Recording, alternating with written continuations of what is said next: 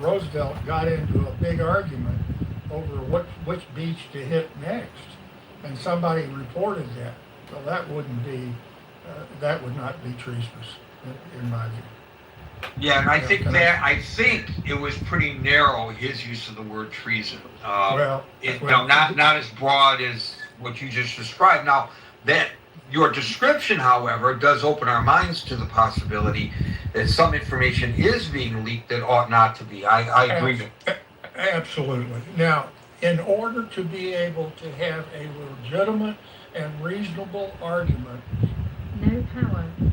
the long-range missile and defense, there's two different issues here. Long-range offensive missiles and long-range defensive missiles. Two different categories. Basically, do we have enough Tomahawk missiles? Because that is the long-range 1,500 mile surface to surface or air to surface or subsurface. Everybody can shoot Tomahawks, the Army, the Air Force, and the Navy, particularly Navy submarines. And those are long-range land attack missiles. And we've used, reportedly, we have fired some 800, excuse me, 850 of them thus far in the war. We have a guess that we had around 3,000 or 4,000 when we started the war. These numbers have been bandied around. Those actual numbers are classified and they should not be published. You can guess, but the actual numbers are classified. I'm sure they're secret, maybe even top secret, and they should not be published. Okay? Now, the Tomahawk missiles, the USS Georgia, I think it was, the Ohio SF guided missile submarine. There's four of them. The Ohio, the Michigan, the Florida, and the Georgia. Two in the Atlantic, two in the Pacific. One of those submarines carries, I think it's 152. That's been published. 152, 153 missiles. So that gives, and I'll guarantee you, I think it was the Georgia. There was at least one Ohio class submarine that was clearly contributing a massive amount of Tomahawk missiles to the initial attacks on Iran. Okay? Now, the Air Force bombers carry Tomahawk cruise missiles, and certainly we've seen countless images of surface ships firing the Tomahawk missiles. A surface ship, I don't know the exact numbers, and you can find it out in Jane's fighting ships, so it's not classified, but 153 plus missiles on one submarine, and you're talking 25 or 30 maybe on a destroyer. And if you've got 5 destroyers in a full battle group, then you're talking maybe 100 missiles that would be available from that battle group in terms of Tomahawk missiles. So the Tomahawk missile inventory is something that needs to be carefully examined, and the only way to do it reasonably and rationally is in a classified setting. And for the press to be, and people will leak the discussions in those classified sessions. And that, if they leak the numbers, that is classified information and against the law. If they leak the fact that General A and Admiral B got into a fight over it, whether that's classified or not, I don't know. It just feeds the frenzy of political discussion. Now let's talk about another shortage. This one was reported, leaked, and I think it's true, but I'm not sure. There's a general, I believe it's the Army general responsible for all the troops in Europe.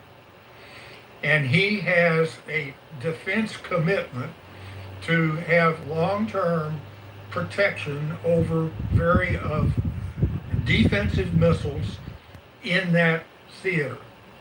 And the ships needed in order to be able to launch those missiles from either the Atlantic, the Mediterranean, or the Baltic. He got into a tizzy, evidently, because they weren't going to give him a guided missile destroyer that he absolutely felt he had to have. And without a guided missile destroyer, he would not be able to maintain whatever commitment he had made to NATO. And he sent a communication to somewhere within the government bitterly complaining about the fact that he wanted, it was a food fight. It's a food fight between fighting the war in Iran and continuing to protect people in the Atlantic and the Pacific who are not so engaged in that fight. Food fights like that go on all the time. How about between Montgomery and Patton in Operation Market Garden, where Montgomery got all the goodies in order to launch his attack to the north, and took away fuel and ammunition from Patton and slowed him down. That was a hell of a fight that went on during World War II. So those kinds of food fights are to be expected. But is the United States critically short of both offensive and defensive missiles? I don't know, because I don't know the numbers. It would be logical to think that certainly we have to draw down the inventories in the Pacific and the Atlantic in order to keep the numbers up so that we can continue to protect particularly the Gulf states and the U.S. troops. You got to protect the battle group. You got to have enough defensive missiles to protect 2 carrier battle groups that are out there. You got to have enough defensive missiles to protect Jordan, the Gulf, South, all of those places. And obviously, we're not giving enough to Zelensky because he says he's out. He's completely, that's part of the food fight that's going on. All that is great information to have, but how you make a justified, critical, strategic decision, trying to do so in the general public, is pretty ridiculous and pretty laughable. I think we've got a problem with some ammunition, and Trump says we got enough. We probably have enough 500 and 2,000 pound bombs to blow up Russia. I mean, the conventional bombs. We have enough bombers. We have enough ships. We have enough submarines, and we have enough of the normal supply of the bullets that we've had for years, the quantities of bullets to put into rifles and machine guns and all that other kind of 5-inch artillery shells off of destroyers. We probably have more than that than we need. But in critical areas, yes, I think we probably have a big problem.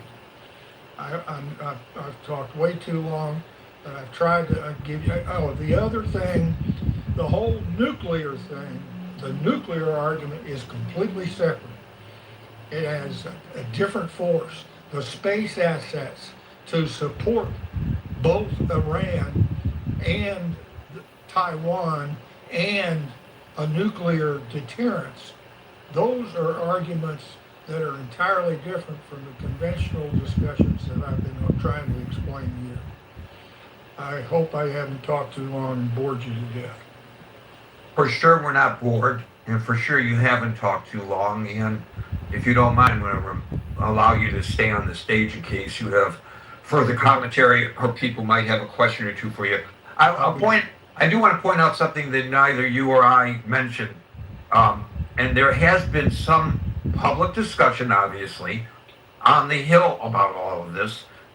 For example, Senator Kelly has explicitly argued that the massive scale of regional airstrikes has been putting a severe strain on the available weapon supplies. So it's not as if this is in a, it's not as if there hasn't been, both in terms of some of the analyses by some of the uh, strategic think tanks and some of the discussion that's public on the Hill, it's not as if this should come as a surprise to anyone. To the degree to which it puts us at risk, that's obviously debatable. But presuming once again that the Washington Post reporting is accurate, how is it possible the president didn't know this? Oh, the president knew it. He'd been told. I mean, the president knows that the argument is out there. And I don't think the president himself knows exactly how many patriots we have. He may know that exact number. He certainly should be able to get it. I could write it on somebody could put it on a Post-it note and give him the number. How many we need? Now that's arguable. What's the burn rate? How many do we shoot per day versus how many can we resupply? Those numbers are way out of balance, I'm sure. But what the details are, I don't know. And there's one other point that I didn't make. Supposedly, and this makes sense, though I don't know whether it's true or not, supposedly Trump backed down on this is going to be bigger than World War II. What was it last weekend that he was talking about that new major strike? And the reason he yet again tacoed or said, no, we're not going to do it, is because Saudi Arabia and the Gulf states said, we don't have enough defensive missile capabilities, and they're going to start blowing up our oil refineries and our own infrastructure, and you can't hit them hard on their utilities, their basic civilian infrastructure, because we don't have enough missiles to knock down the incoming. And Trump backed down from that strike reportedly because the Gulf states made that position very strongly to him. Well, adding some credibility to that speculation is the fact that last night, or maybe early this morning, our time, certainly today, Iranian time, the Iranians issued a statement that they are contemplating doing just that, hitting the Gulf states oil, and come on. They said they've already started doing it, onesies and twosies, and they're threatening to do their own, quote, massive strike. Whether they have the capability to do that, I don't know. But they've been saying they're going to do that, so that's not a surprise. Also, we have to take into consideration they're very adept at drone warfare, and you can't stop them all, and it's not expensive relatively, as compared to a cruise missile, for example, to send a bunch of drones over. So I don't know what Saudi Arabia or Qatar's or any of the other Gulf states, Kuwait's defenses look like with regard to a drone attack that might come from Iran. But I think it's something that keeps their generals up at night concerned. It keeps CENTCOM himself up at night concerned about it. Can you imagine the political damage if one drone hit the flight deck of one aircraft carrier? I mean, it would be a pinprick. They put the fire out in a military minute, and they'd have planes taking off on the flight deck within a couple of hours, probably. But can you imagine the politics of a drone from Iran striking a major combatant vessel, a guided missile cruiser or an aircraft carrier in the midst of this war? The politics of that image would be That'd be the USS Cole all over again. There you go. Well, the thing is, it would even be worse than the USS Cole, in my opinion. And I'm sure the pressure on these, some of them very young sailors who are on watch, is just got to be immense. Oh no! God, come on! Now wait a minute. That's why sailors are trained. That's why sailors for years have been going on 6 and 9 months deployments. That's why submarines stay submerged for 80 days at a time. That kind of stress and that kind of intensity is what the United States Navy trains for day in and day out during peace or by war, and we've got the best trained Navy in the world to be able to do that.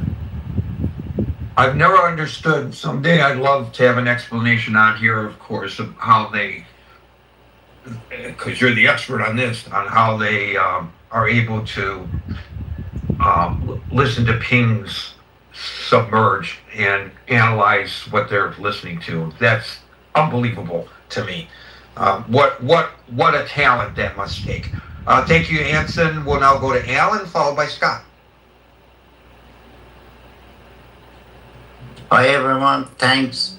I don't have that much, not at all knowledge about all this, but thanks Anson for all the information he put in, and I learned a lot, but I think overall we not the American we think we are, and they picture it for us. There are many lack, and I'm worried about the enemy within. Back to you, sir. Thank you, Alan. I think you expressed all of our thoughts. We'll go to Scott, followed by Ellen Normal. Okay, there we go. Found my button. Yeah, I mean, are we at risk? I don't think we're defenseless, right? I mean, I'm sorry I missed so much of the conversation already. I'm sure Anson said a lot of helpful things. I'm glad he's on the stage. So yeah, I mean, it's not. I mean, the risk is for what, right? I mean, I think. Look, I mean, this conflict with Iran, which I think is probably gonna not end anytime in the immediate future. I mean, it doesn't seem so. I mean, well, who knows? I mean, with the president, who knows? But look, it's reduced the inventories of certain high-end precision weapons and stuff like that, apparently. So I think that I would guess the concern is that if we had to respond quickly to another major conflict, right, with, let's say China did something in the Indo-Pacific Ocean, or there was some large crisis in Europe, I don't know, Putin got, whatever, whatever the scenario was, you know, that maybe that would be the problem, right, and that might create reduced deterrence. I don't know. Adversaries may perceive us as having too many stockpiles. Hey, Scott, let me just throw in, many people will argue that we didn't have enough of that kind of ammunition to deter China without doing anything with Iran. Maybe a long-term argument going on, and Iran just exacerbates it. Wow, thanks, Anson. Thanks. Again, glad you're on the stage, buddy. I mean, we might have less flexibility because we got to ration stuff out because of the shortage. I mean, industrial strain, you think about that, like how long does it take to manufacture weapons and replace the stockpiles? But look, we still are spending now, I think, with the increases, more than like most of the countries in the world combined, right? We were spending more. I think we're the top of the top 25, and we spent more than 2 to 25 combined. I think that's increasing. Like, we've got a powerful nuclear deterrent. I mean, I don't know. I mean, I'm sure. I mean, I don't know. Again, I think certainly we're still the most powerful military in the world, but we probably have fewer options, right? I mean, if we needed to use the military other places, if other crises developed, that might be a problem. But I don't think. I mean, I don't imagine we're going to completely run out of munitions. But it's a strain, right? Like, resources aren't infinite, right? So I don't have much else intelligent to say, but I'm sure it's a concern, right? I mean, Thank you, Scott. I'll interject to what Scott's concerns are with this kind of question that I would love for think tanks to engage in. If we only had to conduct a war against Iran and protect the Middle East, only that, China, Russia, Latin America, we didn't have to worry at all about that. Would we still have enough of the kind of ammunition that we're using at high rates just in order to conduct that war against Iran until a reasonable goal of a drastic change in the regime took place. And my inclination is to think we don't even have enough to fight the Iran war by itself with some of those high-end munitions. And that observation can lead one to speculate that this was a major factor in decisions by previous administrations not to do what this president has attempted to do with regard to Iran, to the frustration of many who find Iran to be such a pariah, because the realization that perhaps you can't do it without putting boots on the ground based on the amount of munitions available may have tempered the diplomatic approach toward Iran in the past. And for those who have been so highly critical of the JCPOA, if you factor that into it, that possibility, into the thought process by the Obama administration, maybe we have a greater understanding of why he went that route rather than what ultimately must be done. I think we all agree, and that is regime change in Iran because of the threat that they pose. But do we have the will to do it full force like we did in World War II? I don't think so. And I don't think anybody would argue that I'm wrong about that. And therein lies the real underlying problem, perhaps. El Normal, followed by Amir. Good afternoon, Clubhouse, Gary's Critical Thinking Forum. I checked a very important fact, Gary, and that is, what was it that the president called treason in his truth? And you mean today and yesterday? Yeah. By the way, Guy, I'm very happy that Norm is using the proper terminology. Truths, Gary. You always say posts. They're called truths, Gary. Truths. Well, for obvious reasons, I don't use that terminology because, he doesn't call them lies, but sometimes they are. But at any rate, from my interpretation of what he wrote, he's finding the treasonous not the release of information about our stockpiles, but that it was reported. He's specifically taking aim at the Washington Post, as he calls it now. And the story that upset him was that he and Hegseth crossed swords over the issue of weapons, and the reporting was specifically by the Washington Post that the president of Camp David was pissed at Hegseth for not telling him, why am I first hearing about this now, that the munitions are getting to a critically low stage. So I think that's a direct answer to your question.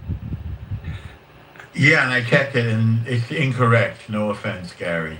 It's incorrect. You're gonna. Yeah. I read the post to the. I don't know if you were here at that point, but I read the post during my opening salvo. All right. I think I understand English. What have I misinterpreted from those posts? So at 12:34 a.m., the U.S. has massive amounts of munitions, especially of certain types. Additionally, large amounts are being manufactured and shipped to the U.S. as needed. Defense companies are building the largest number of plants and factories in our country's history. The, quote, leakers of these treasonous statements are being hunted down. Long-term jail sentences will be sought. So where do you get from that the leakers of the treasonous statements, you're suggesting it has nothing to do with the Washington Post story, and that it has to do with the things that were leaked long before? No, I'm suggesting that, as the Post says, that it has to do with the quantity of munitions that we have. which, as Captain Hansen correctly points out, would be treasonous if leaked. My only conclusion is that some people will go to any lengths to make a failure of this president even jeopardize a war in which we are engaged. I've seen the same thing in other countries. It is really, really deplorable and repulsive. It's clear from that. Now you are Yes. assigning motivation to the people who leaked Yes. information that you Yes. believe to be treasonous. Yes. And I don't know that you're in a position to assign motivation. It could be that they are concerned that the munitions are getting so low that they cannot protect the nation as they have been sworn to do, and they feel that they're being patriots by leaking the information. Now, I'm not saying it's correct that they leak the information, but you're presuming that they're doing so because they hate their commander-in-chief. Well, we don't know that that's the case, do we? It's not news that people hate the president and hate the war. And it's Yes, not it's news that not they're- news, but you are assigning Yes, right. motive That's to right. people without, you don't even know who the people are. That's correct. So you have no way of knowing what their motivation is. So we'll divide my response into two. I agree with Captain Anson that it's treasonous to try to release to the enemy the amount of munitions that we have left. It's classified and possibly top secret. So we're all on the same page with that. The second thing is, what is the motivation? Now, that is speculative, no question about it. However, it's consistent with attempts to stop the war and undermine the president and make him into a failure, even at the cost of victory in the war that we are now engaged in. Or at least, let me go on to something else. I think we're on the same page, Gary. It's just I broke it up into two. He doesn't reference the fight. In fact, subsequently, now of course he may be bullpuckying. He said he's fine with Hegseth. Everything is great with Hegseth. I'm also seeing. So let's just help people understand your point. Okay. Okay. So prior to this alleged verbal between the president and the defense secretary, I hope I'm not offending anybody by calling him the defense secretary, not the war secretary. But that's the official title no matter what the president says. So I will go with defense. I'm not trying to make a political statement. I'm just trying to be accurate. Prior to all of this, it is true that the Washington Post and Reuters in particular detailed, as we have discussed here on this stage, just how heavily the 5-month conflict with Iran has drained the Pentagon's top-tier rocket and missile inventories.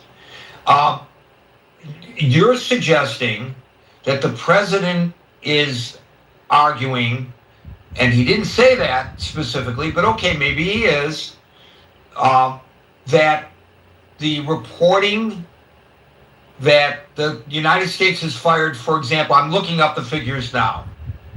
Prior to all of this, it was reported that the United States has fired 1,300 tactical ballistic missiles since February. And that includes virtually all of the Army's initial global stockpiles of Army tactical missile systems and precision strike missiles.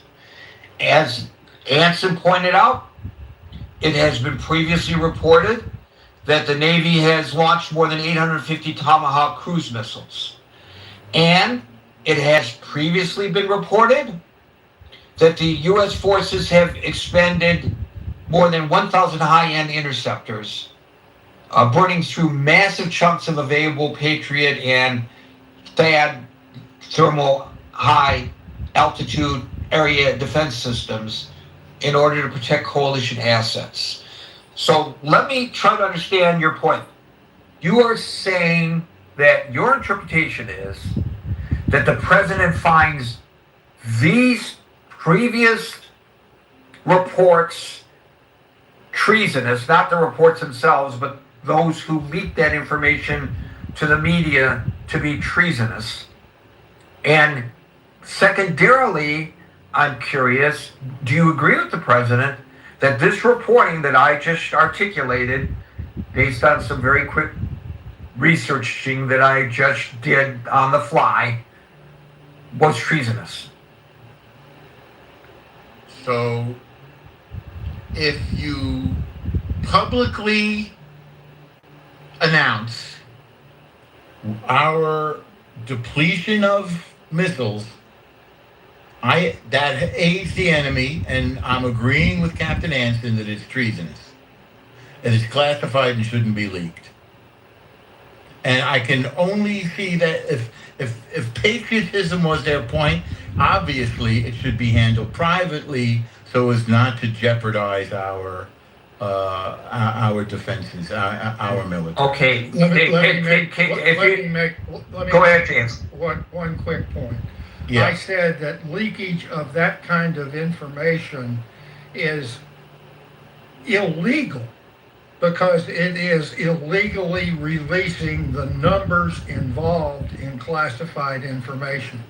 I did not say it was treasonous because I'm not a lawyer, and I posited a situation where if it had been done in World War II, it probably would have resulted in execution due to treason. But I'm not a lawyer and I cannot make a distinction as to whether it's treasonous or not. But if they're banding around actual numbers and inventories and what we've shot and how fast we make them, those numbers are classified information, and publication or leakage of that information is against the law.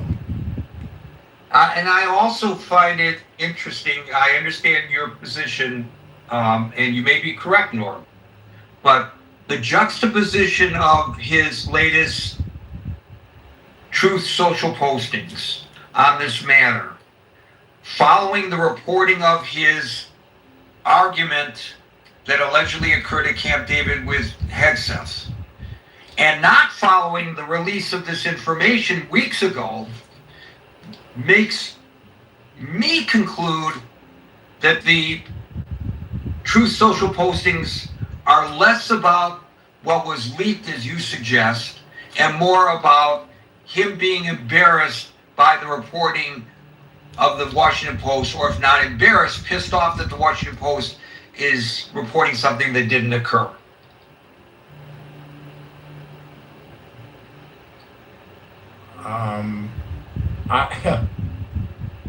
Somebody's leaking, Gary, and it's endangering our fighting men and women. I agree And with that 100%. And I think it is despicable. Now, I agree if with that 100%. Right, and I agree with that too. I'm just suggesting that it's suspicious that he took the opportunity to point this out without specificity, without saying that this is what he's talking about when he uses the term treasonous, immediately following the White House and Pentagon reaction to the Washington Post story, specifically about him and Hegseth. And in at least one of these two postings, he specifically calls out the Washington Post. So I guess there are probably people who would agree with you that he's talking about one thing, but I personally come to the conclusion that he's talking about something else.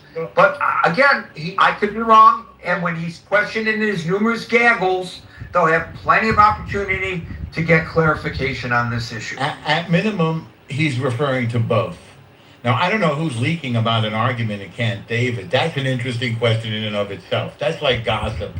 But in this post that I just read you, there's no mention of the argument with Hegseth. It's strictly about the quantity of munitions and the production. Right, thereof. but that was followed by his latest Truth Social posting saying how great a guy Hegseth is, and it's fake news that there was an argument between him and Hegseth, et cetera, et cetera, et cetera. So I think if you put it in context, and if you look at the timeline, I guess reasonable people could reach the conclusion that you reached, but I think reasonable people could also reach the conclusion that I did. So we should move on.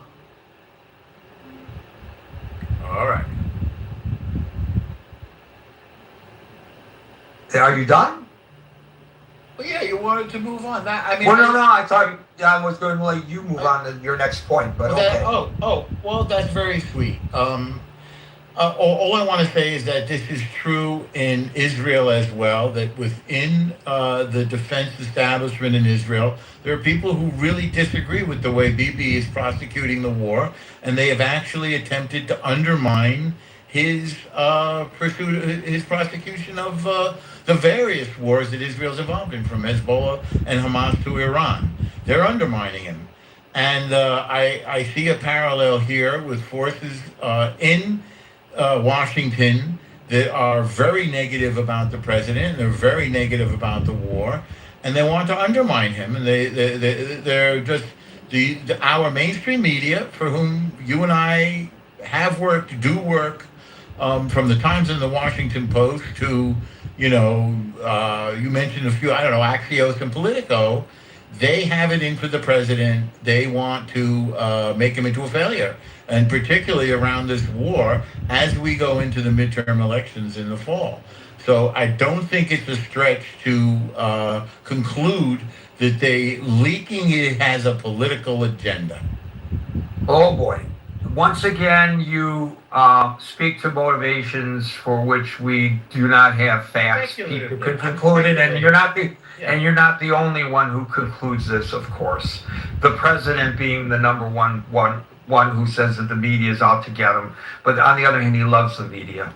Sometimes, as you know, as a purveyor of news yourself, it's not about trying to bring down the president. It's because there's a good story that's been presented to you. It's interesting. I'm right now engaged in, and I'm about to disengage the individual on my Facebook with someone who believes that because I am posting on my Facebook pronouncements by the president, that means I am carrying the water of the right wing of this country. Right.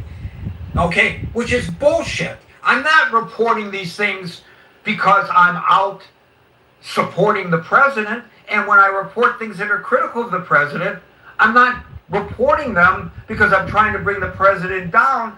I'm reporting it because, in my judgment, after decades at this business, I'm pretty darn good, as you are as well. We're the same, generation.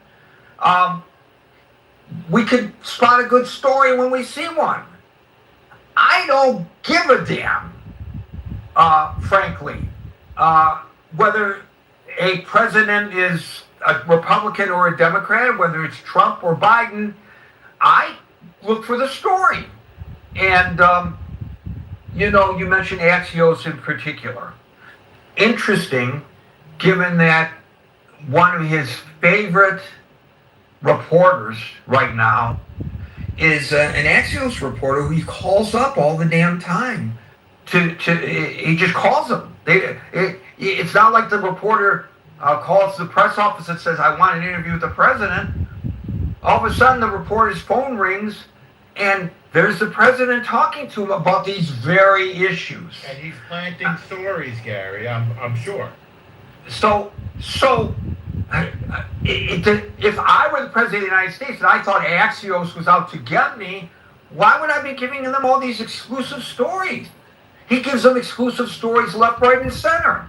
Nah, I think it's just that they have a good nose for news.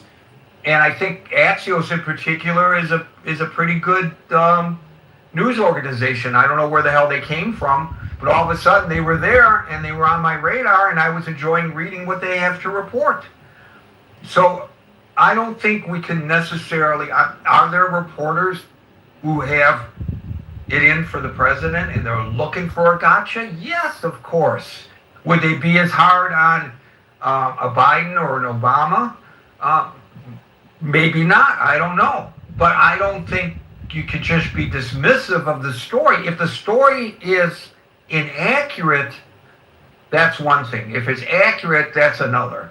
If I'm an editor and I get a call from 2 high-level individuals, or 3, because I want 3 sources at the Pentagon, and they want to meet me in a parking garage. parking garage in Washington, D.C., and give me information. Gary, you got to report on this. People listen to you.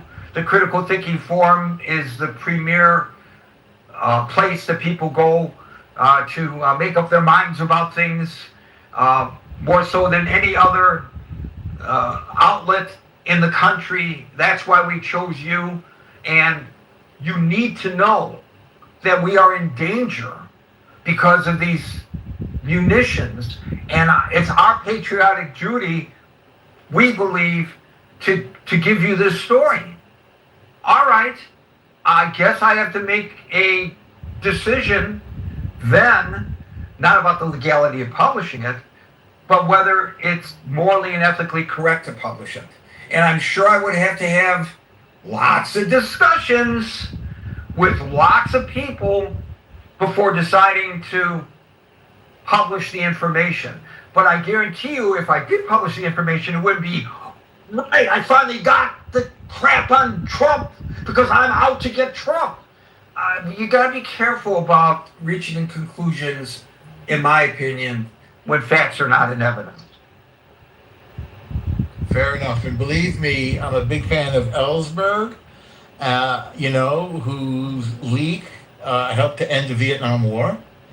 And I'm a big fan of Mark Felt, who was Deep Throat in the Watergate conspiracy that Bernstein and Woodward reported on. It's a really tough road to navigate. It really is. It's a tough road to navigate for the news sources who struggle about whether or not to go public with the information. And it's a tough road to follow when it comes to the news organizations. Do I publish it? What portions of this do I publish? What portions do I not? I'm sure you've been in a position, I certainly have, and I presume you have as well, when people come to, I've had people come to me with information, great stories, and I said, listen, this is an amazing story and I love to publish it. But if I publish it, I want you to know that that's putting you out there, and there may be repercussions to you. I've actually tried to talk people out of me doing a great story, because one of the things you're supposed to do as a journalist is do no harm. And publishing the story would do a lot of good, but to the source, it would do harm. And I've had them, I actually, in one case, the person said to me, I don't care, and if you don't publish it, I'm going to, broadcast it. If you don't broadcast it, I'm going to go to somebody else who will. And so I presented it to my editors. My editors said, whoa, this is really sensitive. It has to do with maligning, I'm not going to say who at this point. It doesn't matter. A beloved public figure. We better be spot on with this information. We're going to run it by the attorneys. And I thought, great. The attorneys are going to say, don't publish it. I was hoping the attorneys would say, don't publish it. The attorney said, yeah, go ahead and publish it. We published it. There was no repercussions to us, but my news source, because they figured out who it was, I never revealed, but it was pretty obvious that only a finite number of people would have had this information. Her life was turned absolutely upside down, exactly as I had predicted. So it's difficult when these decisions, when these opportunities are presented. And I think we just have to be a little cautious not to immediately jump to the conclusion, that it's all about the media ganging up on the president. I don't think that's the case necessarily. Well, one last thought, since I think maybe we should do a room on this leakage thing too. It's very juicy, Gary. And a good friend of mine from the Seattle Times, Duff Wilson, moved to the New York Times later, reported on the Duke rape case, ruined a bunch of young men's lives, only to find out that it was a fake, that there wasn't a rape involved. It was a fake story, and of course, it ruined his career. He previously reported on some corrupt judges in Washington State, and he called the judge the night before and said, "This story's coming out tomorrow. Just want to let you know." And Gary, trigger warning alert to everybody. Plug your ears if you don't want to hear this. Self-harm alert. Gary, this judge hung himself the day before the story came out. So these are very, very difficult decisions and big responsibilities. And as Captain Hanston just said, if somebody had leaked this during World War II, that our munitions were depleted, it would be an offense that could be punished by execution. These are big deals we're discussing. I agree, and I appreciate you raising the issue, actually, so that we can have the discussion. We'll go to Amir, followed by Andre. Good evening, Gary, and everyone in the room. So I'm going to assume that there is shortage in ammunition, as we've been discussing, such as Tomahawk missiles and so on, because they're used in their hundreds, obviously, and against swarms of drones and crews and ballistics and God knows what else. So let's assume that this is true. But I don't actually think that puts the US at risk. And I'll try to explain why. There's a couple of, let's say, factors or events that's been happening recently. So one today, in fact. Today we heard that the head of Supreme National Security Council in Iran, a guy called Zorbad, is a massive hardliner. He has resigned. And the person who's replaced him is a veteran of Iran-Iraq war, a guy called Rezai, and he's not a heavyweight, such as Zorbad. And that kind of indicates to me that the regime is serious about achieving a long-term peace agreement with the US. And that in itself is creating a breathing space. Now, we already know that Trump has given J.D. Vance, he's almost given him a free hand now to negotiate a comprehensive agreement with Iran. Now, this would definitely create a large enough window, in my view, to manufacture munitions that are short. There's a shortfall of Tomahawk missiles, for example.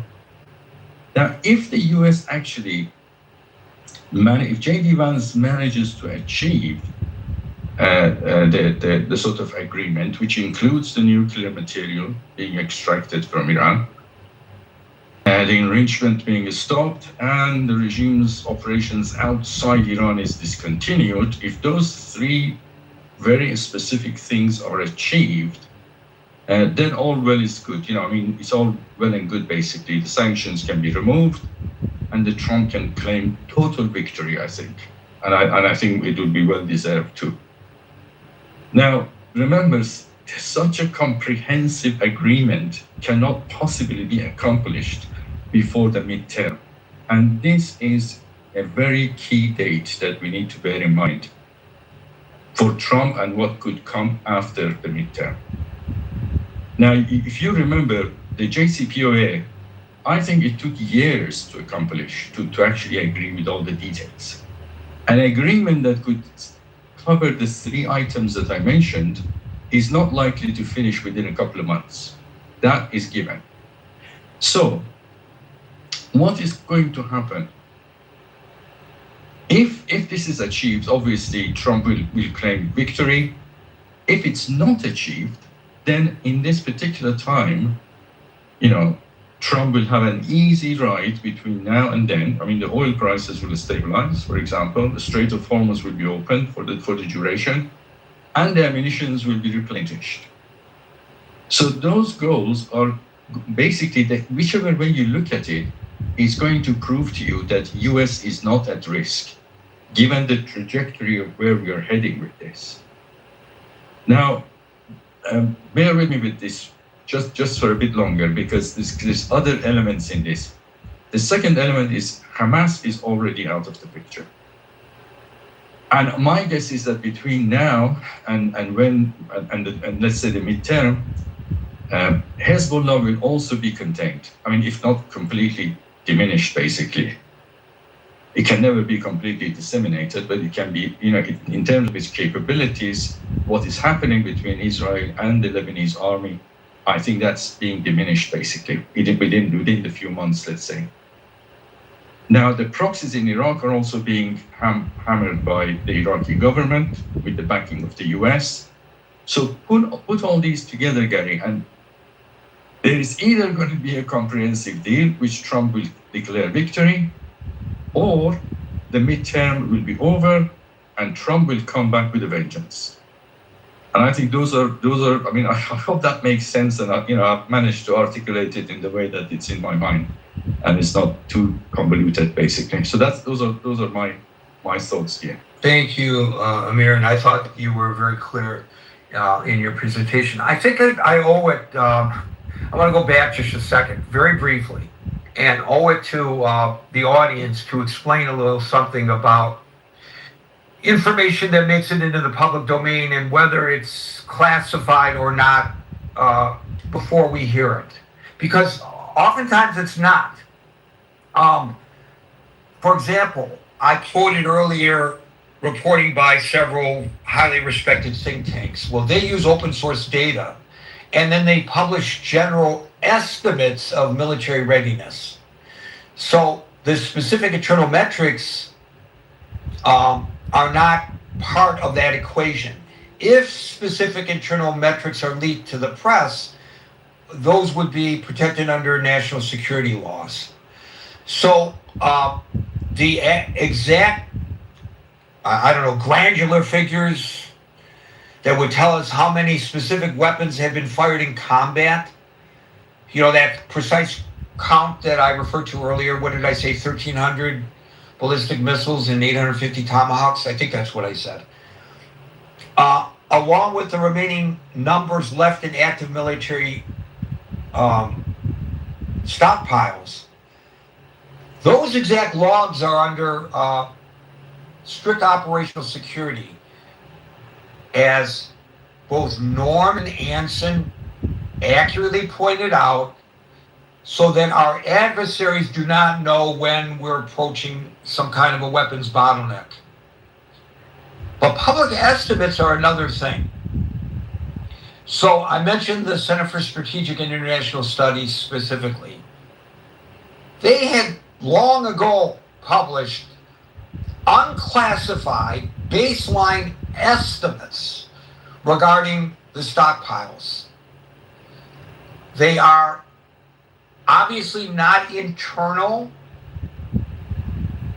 It's not like some general picked up the phone and leaked specifics.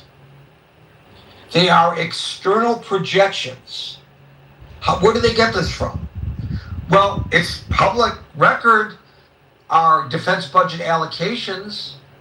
It's public record what the Pentagon has purchased. And there's, we see the timelines of what is occurring in Iran. So some of this reporting, I'm not saying all of it, but some of this reporting is not necessarily treasonous leakage of information. Some of it may be. I don't know. I would have to go back and read the nuances on how each of these reports were written, because the terminology that is used by the news organizations will give you some insight as to whether or not this came directly from the Pentagon. They'll say things like 2 sources or 3 sources of the Pentagon who requested anonymity because they are not allowed to speak publicly about this issue, ... All right, that's one thing. But a lot of what we conclude, myself included, as accurate is really based on estimates by people who are well versed on reaching the conclusions that they do when they make their estimates. So I don't know whether anything treasonous occurred or not. I guess we'll find out. But let's also take into consideration that the president makes statements himself, oftentimes without facts and evidence, i.e., the reflecting pool was vandalized. And we're going to get those people and we're going to prosecute them. Well, just because he said it doesn't necessarily mean it's true. It could be that there was some treasonous leakage, or if not treasonous, at least leakage that violates military codes of conduct or federal law. Could be. On the other hand, that's not necessarily the case. And I just present that to try to explain to the audience that it's nuanced. It's not necessarily something that we can reach conclusions about, at least not at this moment. Thank you, Amir. We'll go to Henry, followed by Agent. Hello, everybody. Thank you. You got ahead of me there, because one of the points I wanted to make was the very one you just made. A lot of the information, especially from places like the Center for Security and International Studies, they just get that information from publicly released information from the Pentagon, because, like you said, they have to report these things because it's public money. It's your taxpayer money that goes into buying all of these things. So a lot of these things just come from legally obligated publications. So I think as far as those go, obviously it can't be treason to read public reports, can it? But the other points I wanted to make was this kind of depletion. For me, I'm just, as a layman, especially a layman from, as you can probably tell by my voice, from abroad, it makes me think, what are the military planners doing? What kind of planning are they doing? Because, so for example, the Patriot missiles, they're estimated to have been reduced by 60%. I think that 60% takes into consideration last year as well, the whole 12-day war thing. I don't think that's just from this February. But regardless, it doesn't matter. 60% reduction. Now, I'm there thinking, okay, well, sure, that can't be a good thing, right? By anybody's estimations. I'm sure you don't have to be an expert or even somebody at all sort of with expertise in military matters to think 60% of a highly effective interceptor defense missile gone in one brief or two brief conflicts with the same adversary makes me think, okay, somebody didn't plan this right. And then you've got to wonder, well, surely the people who should be able to plan this kind of thing are the people who have those military planner job titles, right? So that makes me really sort of just step back and think, wow, this sounds like a monumental cock-up. And then the other thought I had linked to that, and it's linked to that, is the money aspect. And one of the previous, somebody who was on stage before, I wasn't looking at my phone, so I can't remember the name of the person who spoke. He mentioned about how the US military budget is so much bigger than the sort of next number of countries. And it's always been this thing over the past few years, like the military budget. Henry, you're thinking of Ant. Yeah, I thought it was me, but Oh, yeah, no, I think it was you. It used to be the figure that I heard was that like we're number one in the top 25, but then we spend more than 2 through 25. But now I think we're approaching spending more than the rest of the world. well, I mean, the number I always heard was 10, and I remember looking at one of these pie charts a couple of years ago, and it kind of listed the next sort of 10 or 11 countries after. I mean, I'm sure this thing can fluctuate. So at one point it might have been 25, then it goes to 10, then it goes to the top 30. So, once you get far enough down that list, you're talking about places that are spending the equivalent of maybe $1 billion or even a few $100 million a year, right? And that's what a tenth of an aircraft carrier. So I guess it could be that, right? At some points, but the point is well made. that the budget as was, not this big expansionary budget that they're pushing through now. I don't know if that's been approved or not yet, but the budget as was is more than, you know, X number of countries, many combined. Most of those also being allied countries, right? Because in that top 10, the only two that are quote unquote adversaries would be Russia and China. Everybody else is a ostensibly ally, right? And so I'm thinking again, you can hear it from my accent. I am from somewhere else. My taxes do not go into this. But I'm thinking, if my taxes were going into this every year, $800 billion, and now it's going to be $1.5 trillion, and these munitions can be so depleted so quickly. I mean, I'm just thinking, what the hell is the money being spent on? Right? And I know these things are expensive. I know the Tomahawks are like $2 million a piece, and they make like 100 a year, and they probably sign multi-year contracts. And you've got your $12 billion aircraft carriers, etc., etc., etc. Yeah, I get it. Things are expensive, but at the same time, I be thinking, shit, $800 billion every single year of my taxpayer money is going to this, and to be left bare like this, I'd be pissed.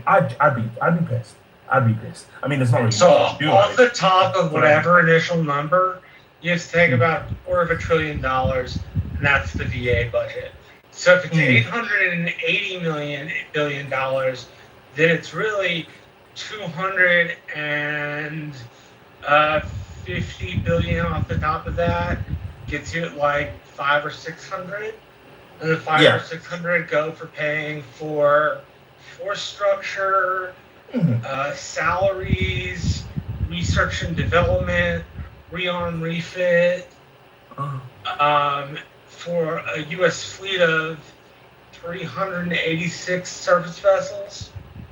Marshall, I get it. A landmaster's over the size of about 1 million, something like that. Yeah, no, I mean, I get it. Shit's expensive. I get it.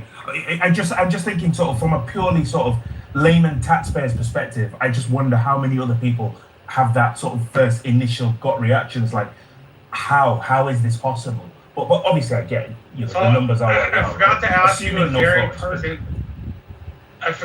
very pertinent question. You being Britain all, will you take the empire back? We've had our fun. It was great. Pax Americana. We're going out on top.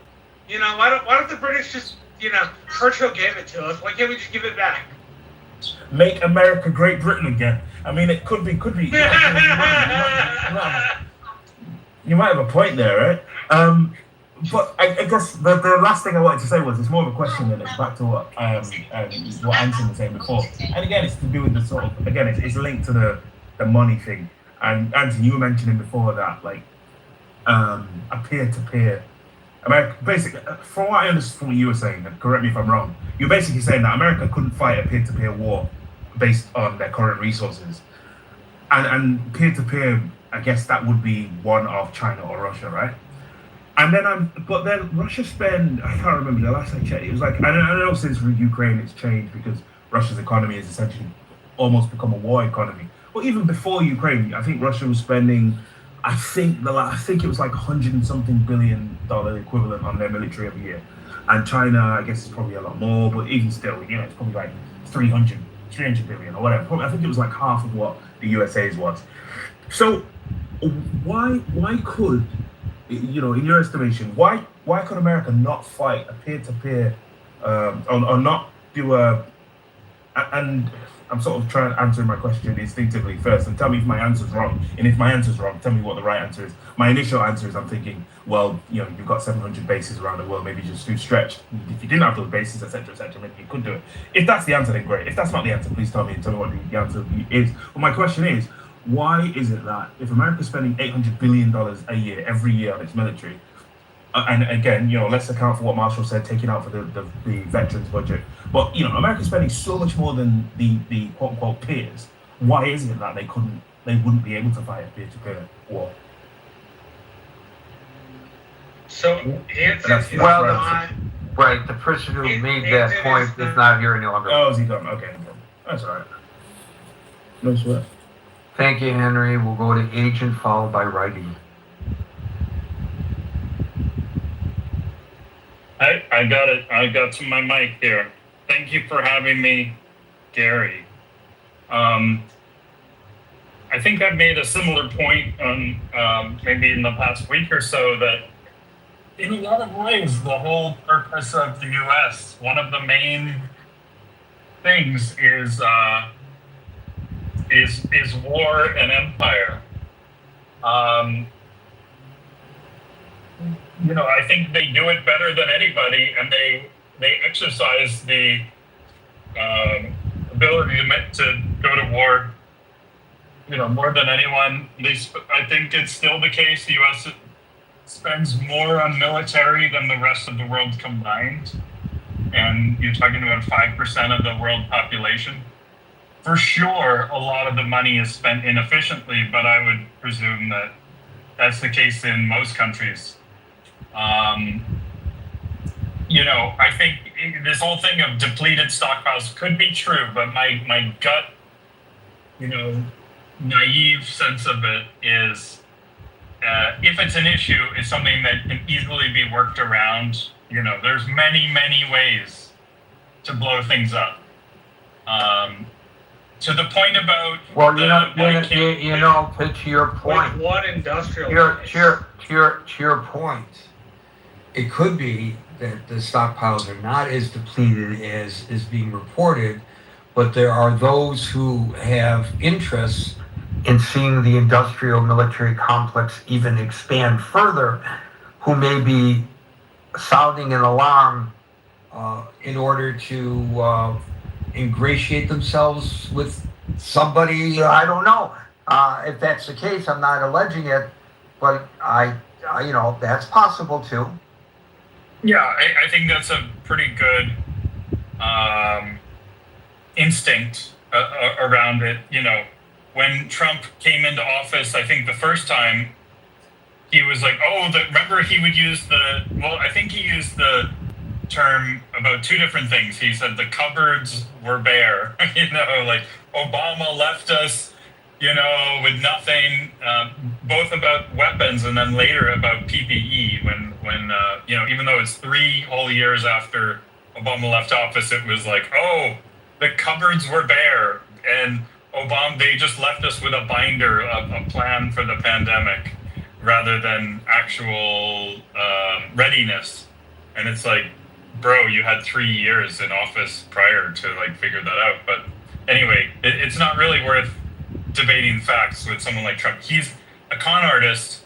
He's doing a confidence game, a persuasion game on everybody. And yes, he does. Right. So you're actually expanding my thought to another realm. I know we are all into conspiracy theories lately, and maybe for good reason, because a lot of this stuff turns out to be true.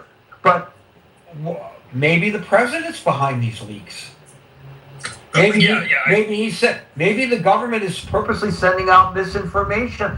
I'm not exactly sure I would understand the logic behind it, but who knows?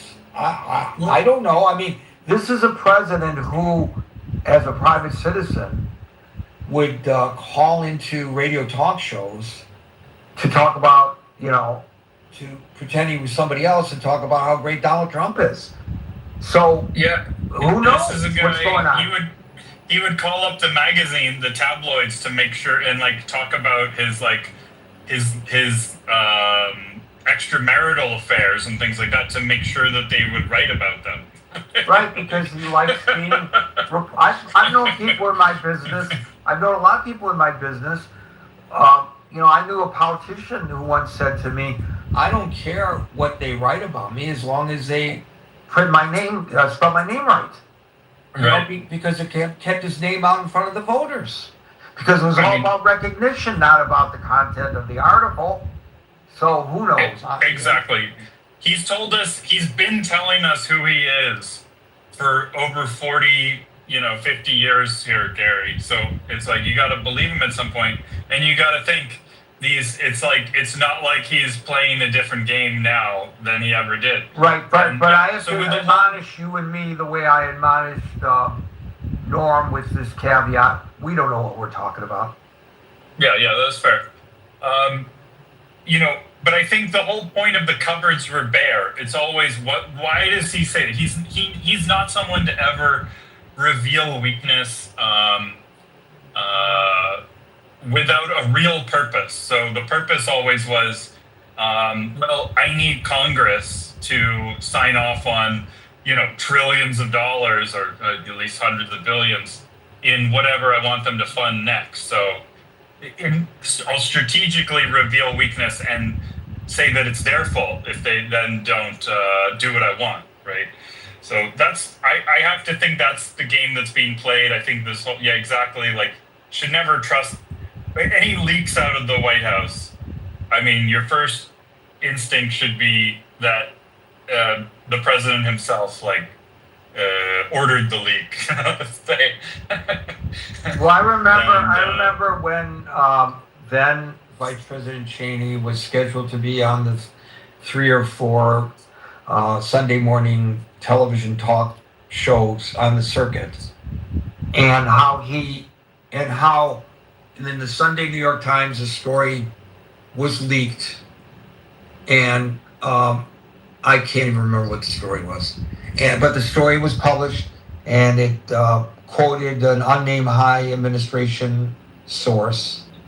And then he was called into, he was asked the same question, of course, about the story that just coincidentally appeared on the day that he was to appear on the television talk shows. And he said, come on, on matters of national security, I can neither confirm nor deny the information. Well, that's like almost confirming it. And so we got through that weekend, and it wasn't until, I don't know how long later, more than a year later, it came out that the high administration official who leaked the information, to which Cheney declined to comment on based on national security concerns, was Dick Cheney. Yeah, exactly. That's how the game is played. That's exactly how the game is played. It's not unique to Trump. This is how the game is played, and it's like playing 3-card Monte or David Copperfield making the Statue of Liberty disappear before our very eyes. It's politicians. Many of them are flim-flam artists, and we are the audience. The difference is when we see David Copperfield do it, we go, oh, wow, yay, and we applaud. When we see Donald Trump do it, we start screaming and hollering at each other. Exactly. I think I wanted to say also to the thing about, why can't we have a peer war or something? I think we certainly can. Peer to peer. I mean, that's not normally the context in which I'm used to that term, but the peer-to-peer war. The United States could not fight a war with China Oh, in the God. Eastern Pacific, expect to win, have ships knocked out, and expect those ships to be rebuilt in 6 months. It would take a year at the very least to rebuild the stuff. That's what they mean. When was the last time we had a peer-to-peer war? When was the last time? World War II. World War Exactly. II, yeah. You do not want to have peer-to-peer war between nuclear power. That's why we had the Cold War. That's why we have proxy wars. All right. It's not about who can win, because nobody can win a peer-to-peer war between nuclear Of course it can, as superpowers. long as you use conventional powers and not nuclear powers. There's no Right, guarantee right. that It's like nuclear powers as long, are like used. the India-China thing. Like, as long as you fight with clubs and sticks in the mountains, then you can have a war. It makes no sense. I mean, it's I absurd just don't think there are as many people who want to press the nuclear button as you think so. In particular, Right. among the settled world powers, China, Russia, the United States, Europe, none of Yeah. those want to press the button very readily. And Yeah, that's and we don't want to have peer-to-peer. a war because it just That's inevitably who escalates. That's who Yeah. the peer-to-peer conflict would be with. Exactly. Nobody wants it. Nobody wins. It's Anson's just like point that is movie. not that we can't. Anson's point is not that we can't keep up a nuclear war. It's that we don't have the defense industrial base or the people to fight that kind of conflict, nor do we have the public support a 4 to 5 year conflict on war footing would require. Right. It's an absurd, line of reasoning, I think. I will say about the Iran thing, I think we're being, even on the daily basis, these announcements, it sounds really sloppy for sure. Again, he's usually not talking to us. So I think with these things, when he's talking about war or things, he's talking more to the people he's negotiating with. So when he makes his public statements, but look, we haven't blown up the power plants. We've only blown up a few bridges so far. I think more as a symbolic, like this is how it's going to keep going if you want to keep playing. But the real thing is we're being incredibly restrained. Like to actually open Hormuz properly, I was looking into it. There's millions of people within, let's say, I think it's a 10-kilometer distance from the strait and stuff. It's just like so many people are.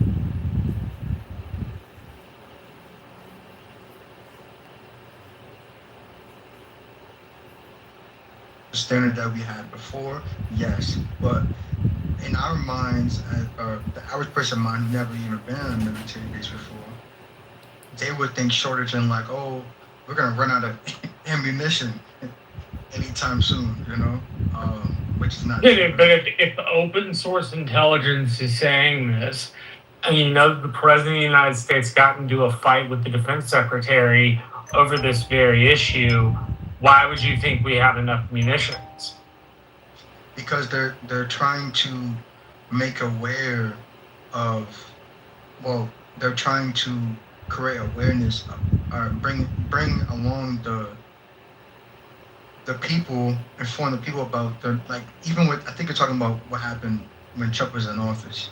And what they're trying to do is involve the people more and more and more into what's going on behind the scenes. That's always been make America great again. You know, it's not just So you're in the camp, righty, of believing that this is all nonsense that's being released, and that in reality there is no shortage.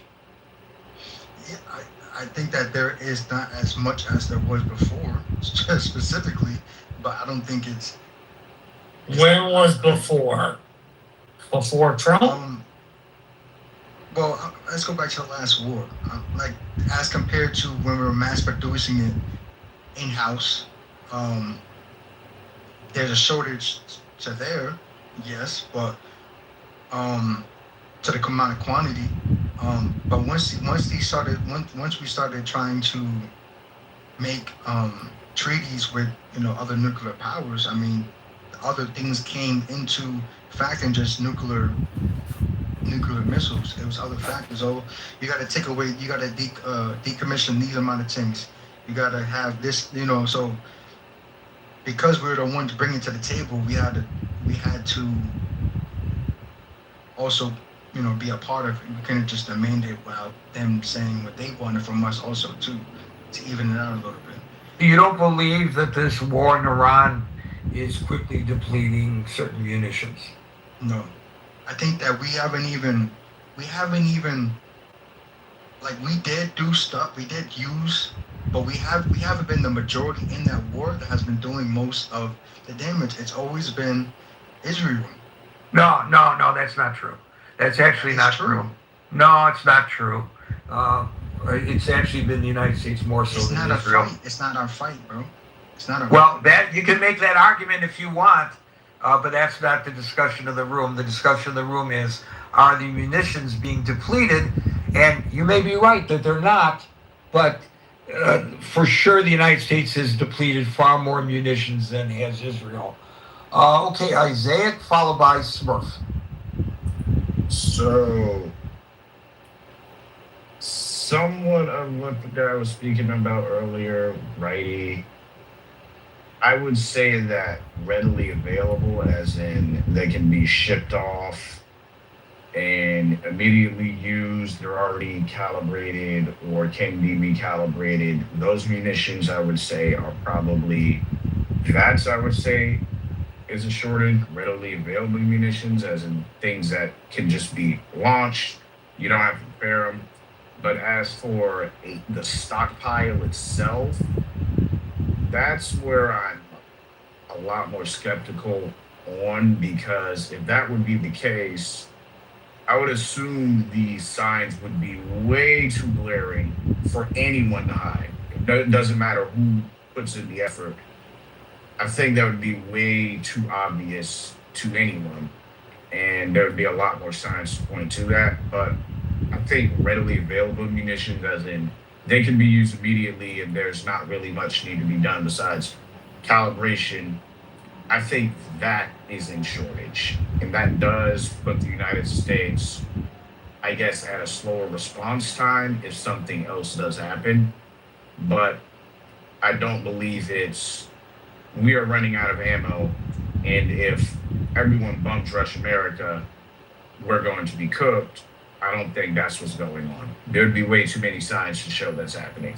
But in all fairness, that's not what Anson said. Anson said you couldn't fight a near-peer competitor with the depleted munitions stock that we have. In particular, if it's China, because you have to forward deploy across 6,000 miles. And you can't get across 6,000 miles in a matter of a couple of days. It's just not like, unless you're in a plane, it's just not possible. Yeah, but So- but we're not specifically talking about Anson's observations as important as they were. No, I know, but I'm noting Anson's observation specifically because not only did he think the stockpiles were short, he thought in his practical experience that it meant it would be hard to fight a near-peer competitor. And I think that's a very important observation. Right, but I don't think Isaiah was referring just to near-peer competitors. He's referring to the overall question of whether there's really a stockpile shortage. So I guess my question to Isaiah would be a little different, and that would be then why would there be these reports that stockpiles are low? I think that I'm not military. I'm not going to claim I am, but I was raised in a military state. So there's. He was raised in a military If I state. remember the correct classification, there is general stockpile, like what's kept in actual storage, what's actually stockpiled, more or less never touched, it's documented, made. Then there's readily available, as in this can be taken right now, put on a plane, put on a ship, used, no issue. I think the available, as in what is immediately ready for use, is short. That's what I think a lot of Right. these I heard people- you say that, but I'm just curious how you reconcile your observations with the report. Because if we were short on all of them, as in we actually were just losing everything to the Right. way You they're think saying. there would be greater indication of it, but the question I have is, then where is this reporting coming from? Are they just making it up out of thin air, in your opinion? I think a lot of them might be misunderstanding what they're reading or what they're getting reports on. That's what I think it could be. Now, could there be a greater problem, as in we're actually low and it's just being hidden? That is a possibility, but more confirming evidence would actually be needed to say that. I'm not saying that's out of the question. It's just at the moment, it looks like it just publicly, if I were to go look up things, it would seem more usable munitions are at a shortage rather than across the entire nation our actual stockpiles. I think a lot of these people are misreading what that actually entails, whether they've been in military or not. That's where I think the misunderstanding is coming from. Thank you for that, Isaiah. I'm going to move on because we only have 4 minutes left, and we have 3 more people on the stage. We'll go to Smurf, followed by Billy. There is no shortage of munitions, and since you're short on time, that's all I have to say. Thank you. Okay, Smurf, but you don't want to quantify that? Guess not. We'll go to Billy, followed by Norm. So what's a threat is not the United States, but Taiwan. Since we don't have the weapons, how do we defend Taiwan? China wants it. Now is a great time for them to take it. I think that even if we didn't have a perceived shortage of weapons, that would be a concern, to be honest with you, because we're so involved in this Iran conflict. It would be a good time. I think personally, the reason it's not happening is because of the trading partnership between the United States and China. Both nations benefit greatly from that partnership, and China does not want to upset that apple cart. I suspect that's the reason why they have been so constrained, because I think China can take Taiwan almost as quickly as the United States claims to have taken Venezuela, and might very well take Cuba. Normal, you get the last word.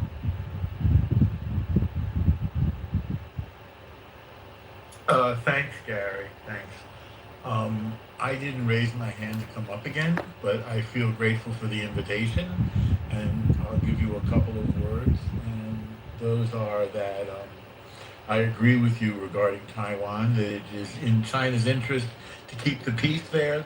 They have a good relationship with Taiwan as long as we don't poke what's the animal that China stands for? The panda bear? As long as we don't poke the panda bear and make a big deal out of recognizing Taiwan as an independent country or anything, China's making lots of money in fact, not only are they making lots of money, but we have freed them from a cycle of famine and created a middle class there with our wonderful consumer economy. And we've also created a wonderful economy in Taiwan by purchasing their chips. We're not the only people that are the marketplace or the customer of China and Taiwan, but we're the biggest ones by far.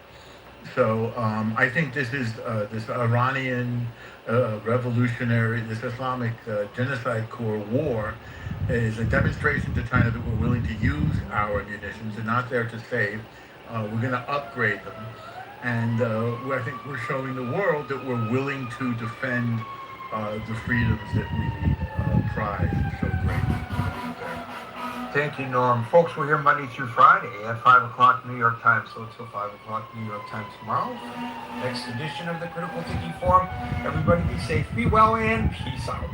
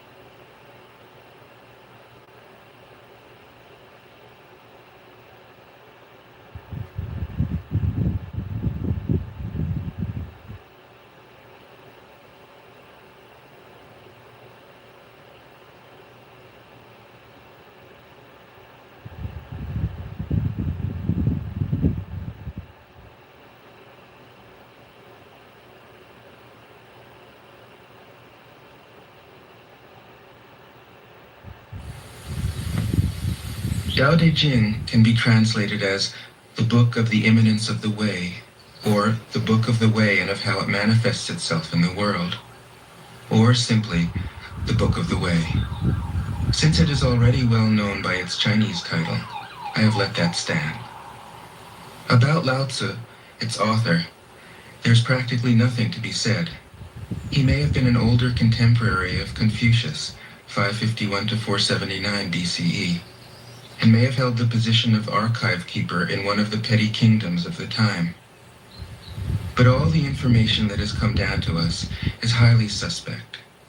Even the meaning of his name is uncertain. The most likely interpretations, the old master, or more picturesquely, the old boy.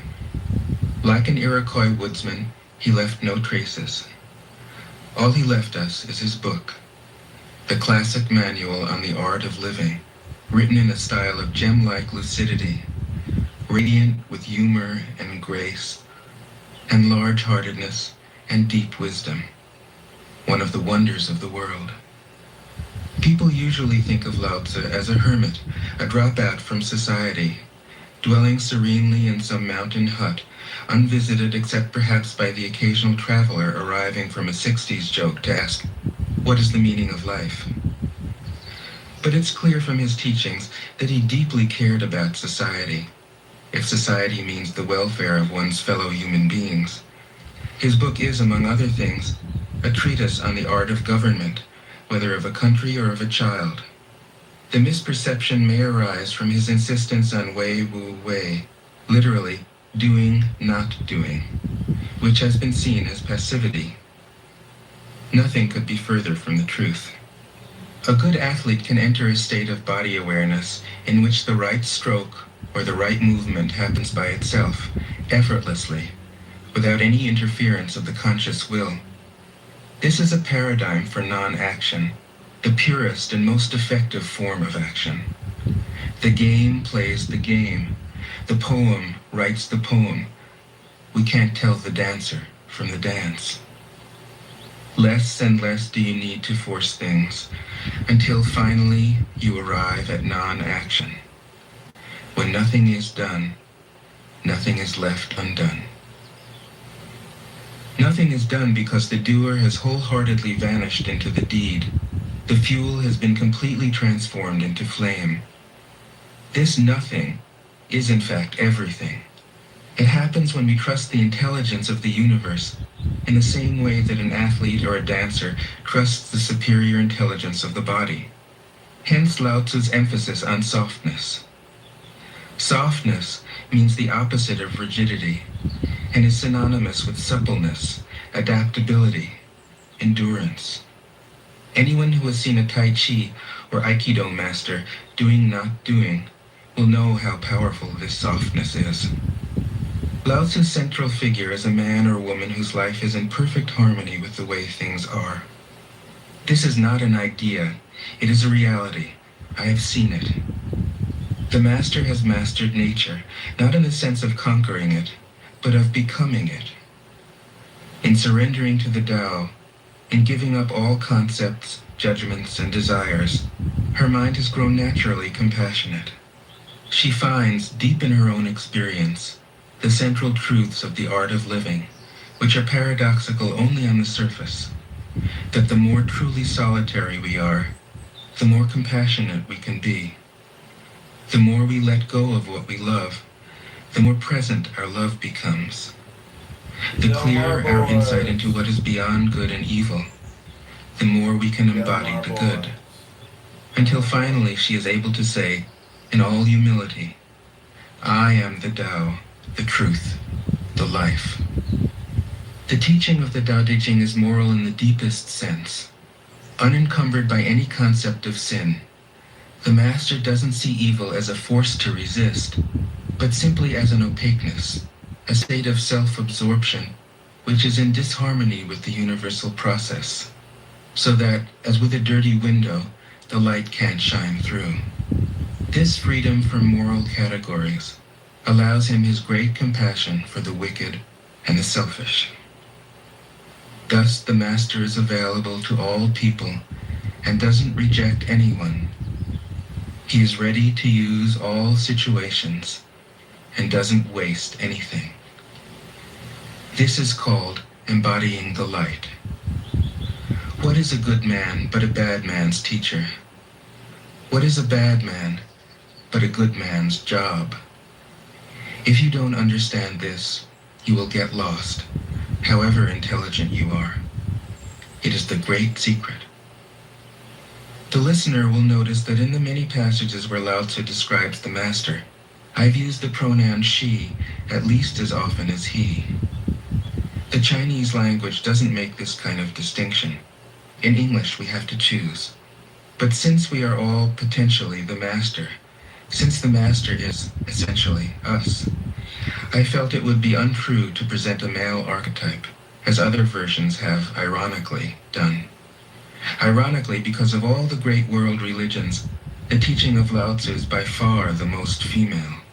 Of course, you should feel free throughout the recording to substitute he for she, or vice versa.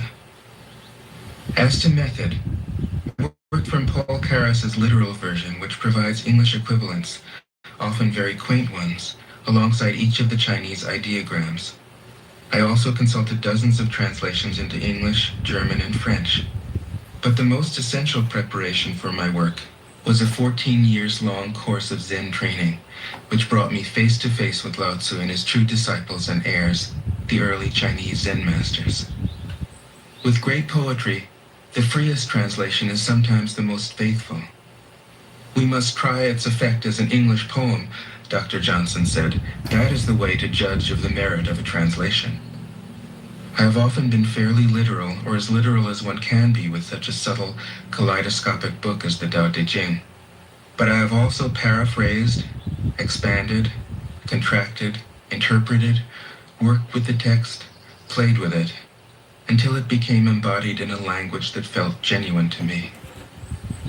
If I haven't always translated Lao Tzu's words, my intention has always been to translate his mind. Describing the indescribable, teaching the unteachable, pointing the way to the way. What does Lao Tzu think he is doing here? It can't be done. No way. Hence, Po Chu-yi, poet and stand-up comedian, wrote, "He who talks doesn't know, he who knows doesn't talk." That is what Lao Tzu told us in a book of 5,000 words. If he was the one who knew, how could he have been such a blabbermouth? That's the problem with spiritual teachers. They have to be blabbermouths. But their words are, in the traditional Buddhist metaphor, fingers pointing at the moon. If you watch the finger, you can't see the moon. How meticulous the great masters had to be. A monk asked Matsu, "Why do you teach mind is Buddha?" Matsu said, "To stop a baby from crying." The monk said, "When the crying has stopped, what then?" Matsu said, "Then I teach, not mind, not Buddha." The monk said, "How about someone who isn't attached to either?" Matsu said, "I would tell him, not beings."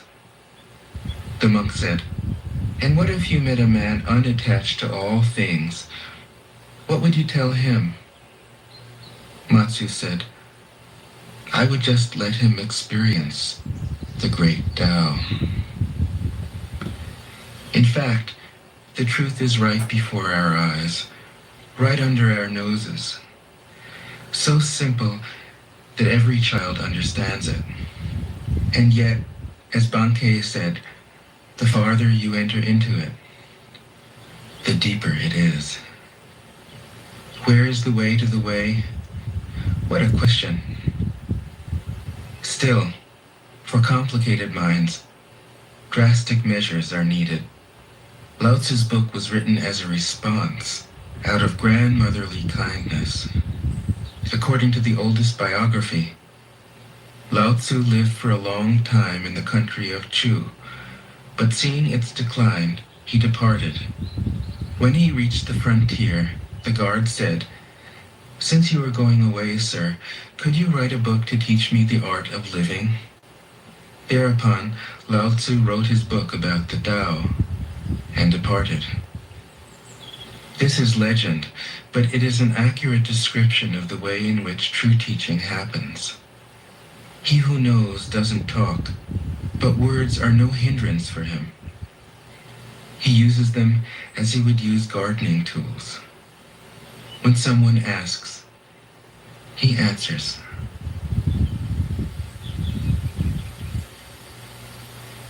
Tao De Jing.